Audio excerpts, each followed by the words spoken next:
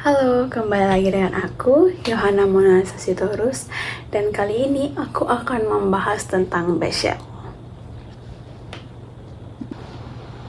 Nah, Bash adalah singkatan dari Burn Against Shell. Ini adalah jenis shell yang paling umum digunakan di sistem operasi Linux dan Mac OS. Nah, shell adalah program penerjemah perintah yang menghubungkan user dan kernel. Nah, shell menyediakan command prompt sebagai user interface, yaitu tempat untuk mengetikkan perintah yang akan digunakan. Nah, user dapat menggunakan beberapa command yang kemudian dapat dieksekusi sebagai program. Kumpulan command tersebut dipadukan dalam satu file yang kemudian file tersebut disebut dengan shell script pada umumnya.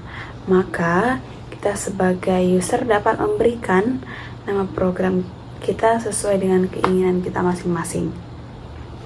Nah, beberapa command yang dibungkus dalam suatu shell script akan sangat membantu, khususnya bagi network administrator atau programmer.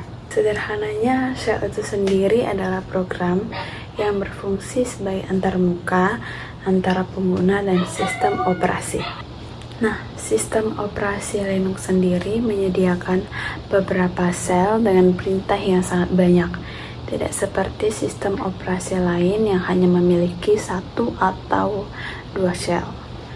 Nah, keuntungan dari beberapa shell yang disediakan oleh sistem operasi Linux adalah pengguna bebas menentukan shell apa yang ingin digunakan, dan tentu saja pengguna memilih yang terbaik sesuai dengan kebutuhannya, sehingga ada rasa kepuasan tersendiri saat mengetikkan rangkaian perintah di shell yang disenangi. Nah, untuk mengoptimalkan manfaat yang akan kita dapatkan dari shell pada sistem operasi Linux, kita pasti harus tahu apa aja sih yang harus kita ketahui sebelum kita menggunakannya. Nah, salah satu hal yang harus kita ketahui adalah user defined variable. Nah, beberapa hal yang harus diperhatikan pada saat mendefinisikan suatu variabel pada bash scripting adalah: 1. Variabel dimulai dengan huruf atau underscore. Nah, yang kedua, pemakaian karakter spesial seperti pada ini, logo-logo ini, dan lain-lain tidak diperbolehkan. Nah, yang berikutnya bersifat case sensitive. Maksudnya, huruf kecil dan huruf kapital itu berbeda. Nah, contohnya nih, A kecil berbeda dengan A kapital seperti pada layar. Nah, Debian berbeda dengan yang pakai tanda petik, berbeda dengan Debian tanpa tanda petik. Nah, untuk menentukan nilai variabel, gunakan tanda sama dengan. Contohnya, MyOS sama dengan Debian Straight. Nah, di situ berarti nilai variabelnya MyOS itu kan Debian Straight. Sekarang kita harus menggunakan nilai sama dengan. Oke, yang berikutnya itu variabel nama sama dengan AVO.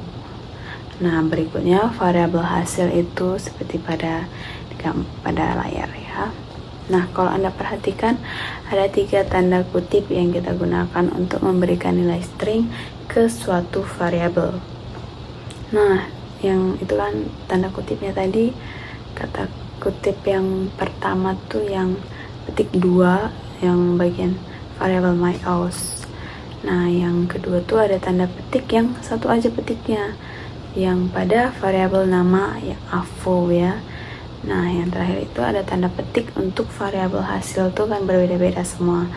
Nah, begitu ada 3 tanda petik kutip yang kita gunakan untuk memberikan nilai string ke suatu variabel. Hal berikutnya yang harus kita ketahui untuk mengoptimalkan pemakaian bash shell-nya tadi, kita harus juga tahu operasi matematik yang ada. Nah, untuk operasi matematika ada 3 cara yang dapat kita gunakan.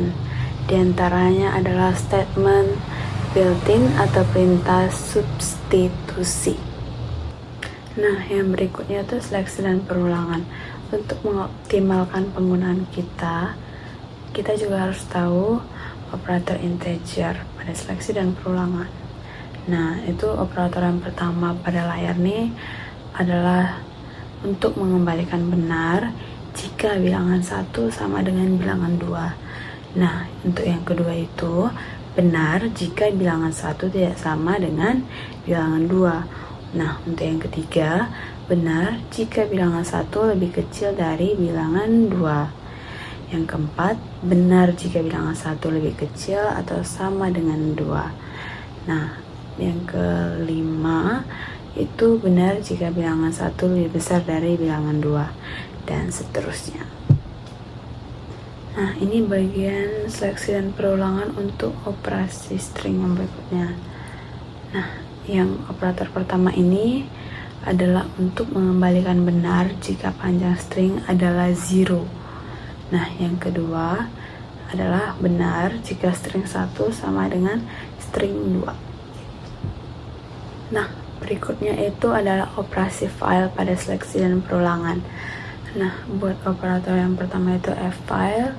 Nah, ini untuk mengembalikan benar jika file ada dan merupakan file biasa. Nah, yang kedua itu ada dfile, benar jika file ada dan merupakan directory.